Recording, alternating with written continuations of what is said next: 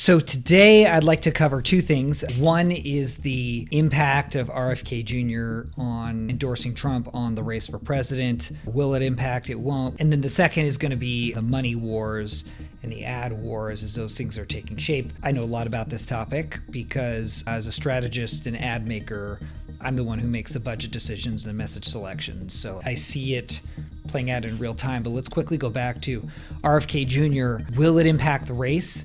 And the answer is yes. And why, when RFK Jr. apparently went first to Kamala Harris to see what he could potentially negotiate from her, did she shun him? That's pretty obvious it was a mistake, but I understand why they made the decision they made to rebuff his attempts to negotiate some kind of deal. And that's because prior to Joe Biden being forced out of the race and Kamala being the nominee, RFK Jr. was sitting north of 10% of the presidential vote, and a lot of his support were disaffected Joe Biden voters or Democratic voters that wouldn't vote for either Biden or Trump. Since Kamala has gotten in the race, now you saw most of those voters have come home to Kamala, the Democrats, they have come home. So Kamala no longer needs these disaffected Joe Biden Democratic voters. So she thought to herself, look, what does an RFK Jr. get me? His voters that are my voters have already come home. Well, she should have figured out a deal with him more on an offensive move from the standpoint of what we do know from public survey work is that when the ballot was pushed of RFK voters that currently have not come home to Kamala, that are RFK voters, is 4 to 5% of the vote, when they're asked which way would they break if it was a binary choice between Trump and Harris, 46% on average of JFK's voters are breaking for Trump versus 26% are voting for Harris, and the rest probably won't vote. And so it's clear that Trump will pick up, I would say on average, 2.5 to 3 points of RFK's 4 to 5 points, which in these swing states could make every ounce of difference. So Kamala should have taken RFK's support, if nothing else, but to block Donald Trump from getting that slight bump in these important states. The last reason I think Kamala made a significant mistake by not neutralizing the RFK Jr.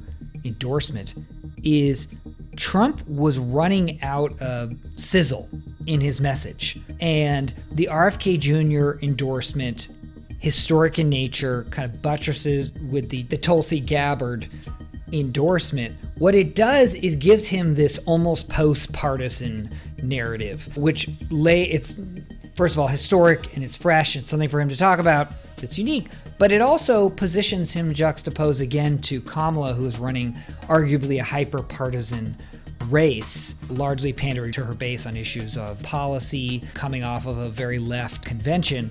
It allows Trump to become almost post-partisan and reshapes the narrative or gives something fresh, at least for a week or so period of time, that Trump did badly need. Now let's quickly get to the ad wars. Kamala Harris had a big quarter so far. I think she's almost raised $500 million. That's a ton of dough. Well, we don't know actually what her cash on hand or cost of capital raising was. It's very possible, given that I think about 80% of her money was small dollars.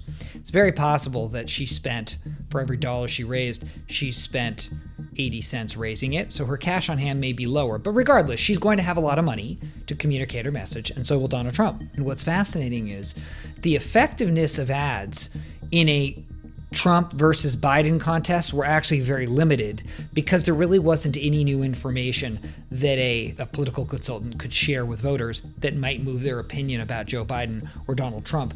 Ads really serve to reinforce what you already knew to be true. But Kamala Harris is relatively unknown and undefined. That's why in the ad wars, almost all of the ads, I'd say about 80 to 90% of them, are about Kamala Harris. Trump is rushing to define her, and she is rushing to define herself.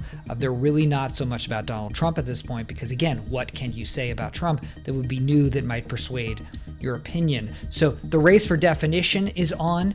You're starting to see Trump. He went for the easy hits first, which is that she's bad on legal immigration. She's bad on policy. And now Trump the arc of his messaging against her seems to be that she is a flip-flopper, and particularly flip-flopping on important policies. And in his latest ad sequence, he has a Kamala versus Kamala split screen, which is quite effective. It is going towards a messaging arc that undermines what all these elections are about, which is trust. That she can't be trusted, she's in it for herself, she'll say or do anything as the political winds blow. Juxtaposed to Trump, who's viewed as more principled and had more policy success during his 4 years than she did so far under the Biden-Harris administration. Juxtapose Harris understands that she has to evolve on these issues and meet the electorate where she's at, or where they're at, because she'll take the heat for the flip-flop versus not being where voters are. The problem is the heat is going to be very, very intense. She's in a catch-22. There's not a good argument that doesn't seem fake for her to defend why she was so adamantly against, for instance, the wall for multiple years. And then all of a sudden, she gets switched and she's running for president, and all of a sudden she's pro-wall. It's those death by 1,000 cuts. It's not one issue in particular, but in the aggregate paints a picture, and Trump's team seemed to be savvy enough to exploit that with voters. So I think that's going to matter, especially as she starts to do interviews and we go into the debate. Those are some attack lines. Again, Kamala has to continue to define herself and try to make this race about personality, and it looks like she's going to Me Too Donald Trump on policy and saying, look, I'm roughly the same as Donald Trump on policy, but my personality is a lot better. That seems to be where she's going, and Trump is trying to DQ her as an extreme liberal who can't be trusted, who has bad policies, in an attempt to get away from the fixation with people and Donald Trump on his personality. That's the update for now. We'll have more as this race evolves.